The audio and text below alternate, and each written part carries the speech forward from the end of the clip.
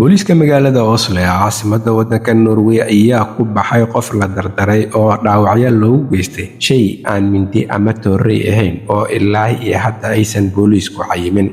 Xaafadda Soomaalidu ku badan tahay ee Greenland ee magaalada Oslo ayay dhacdadani ka dhacday, waxaana ku jarmaaday qayb roondooyinka booliiska ah oo si degdeg ah goobta ku gaaray.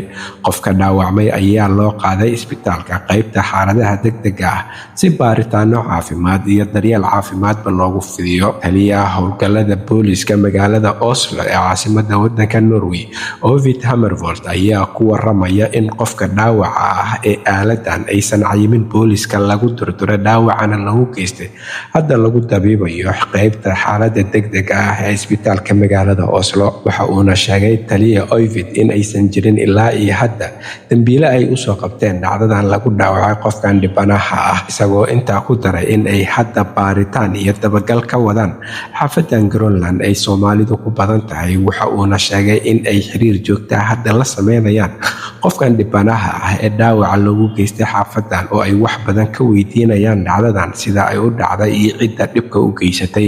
Wuxuuna sheegay in ay hadda xaafadan baaritaan firfircooni leh ay booliiska ka wadaan sidii ay usoo qaban lahaayeen dambiilahan dhibka iyo dhaawaca u geystay qofkan ku nool xaafadan Greenland ee magaalada Oslo ee caasimadda waddanka Norway. Weli booliiska umaysan suurtagelin in ay soo qabtaan qofka dhibanaha dhaawaca u geystay, ha yeeshee waxa ay ka dhawaajeen in dadaal xoogan iyo baaritaanno aan kala go' lahayn ay ka wadaan xaafadan Greenland ee ay Soomaalidu ku badan tahay. Wuxuuna sheegay booliisku in ay soo qaban doonaan dambiilahan dhibka iyo dhaawaca kula dhaqaaqay qofkan dhibanaha ah ee degan xaafadda Greenland ee magaalada Oslo.